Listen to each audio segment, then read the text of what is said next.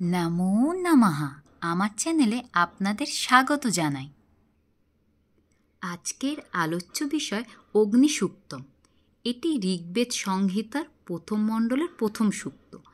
চলুন আমরা এই অগ্নিসূত্রের সম্পর্কে জানি।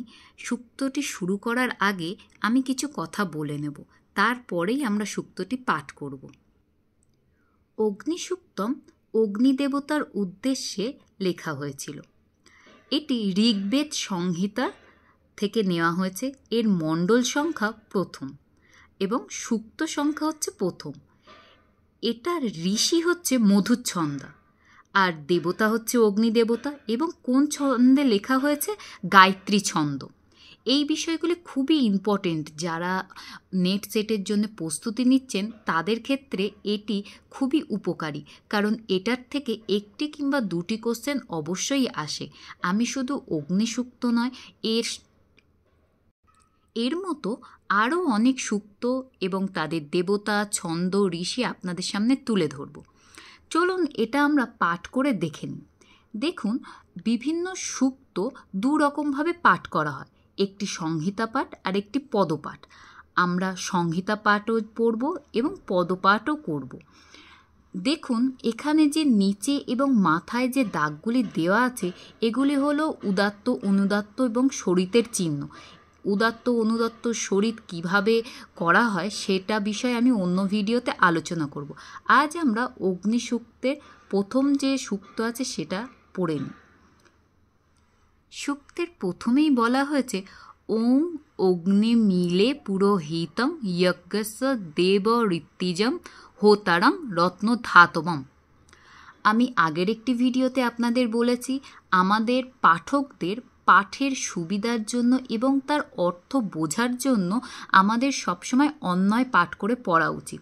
তাই আমি এই সূক্তটিরও অন্বয় পাঠ করে আপনাদের প্রত্যেকটির অর্থ তুলে ধরব। সূক্তটির অন্বয় করলে আমরা পাই, অগ্নি ইরে যজ্ঞস্য পুরোহিতম দেবম ঋত্বিজম হোতারং রত্নধাতবম। এবার আমরা এর প্রত্যেকটির অর্থ দেখে নিই। প্রথমেই আমি কি বললাম? অগ্নি অর্থাৎ অগ্নিকে। ইলে, ইলে শব্দটির মানে হচ্ছে স্তুতি করা। এই ইলে শব্দটি আমাদের মাস্টার ডিগ্রিতেও বিভিন্ন ছোট প্রশ্ন হিসাবেও আসে, কিংবা নেট সেটেও এই প্রশ্নটি আসে যে ইলে এই শব্দটির অর্থ কী। তাহলে ইলে শব্দটির অর্থ হলো স্তুতি করে। যজ্ঞস্যা মানে যজ্ঞের, পুরোহিতম অর্থাৎ পুরোহিত স্বরূপ অথবা যজ্ঞের পূর্বভাগে আবহনীয় অগ্নিরূপে অধিষ্ঠিত, দেবম যিনি দেবতা অথবা দানাদি গুণযুক্ত, ঋত্বিজম অর্থাৎ ঋত্বিক স্বরূপ মানে যিনি পুজো করছেন, হোতারম হোত্রী স্বরূপ অথবা দেবতাদের আবহনকারী, রত্নধাতমম অর্থাৎ রত্নসমূহের অতিশয় দানকারী।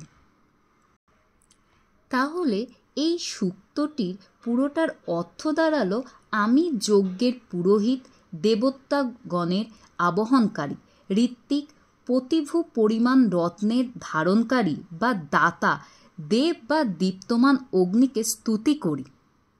এই ছিল অগ্নিসূত্রের প্রথম মন্ত্রের প্রথম যে সূক্তটি আছে তার বিস্তারিত অর্থ, অন্বয়, পদপাঠ, সংহিতা পাঠ। এই রকমই অগ্নিসূক্ত বা আরও অন্য সূক্তের অন্বয় বা মানে জানতে আমার চ্যানেলটিকে অবশ্যই সাবস্ক্রাইব করে রাখুন। নেক্সট ভিডিওতে আমি দ্বিতীয় সূক্ত নিয়ে আলোচনা করব। আজকের ভিডিও এই পর্যন্তই। যদি আপনাদের ভালো লেগে থাকে অবশ্যই লাইক করবেন এবং আমার ভিডিওটি দেখার জন্য আপনাদের অসংখ্য ধন্যবাদ জানাই।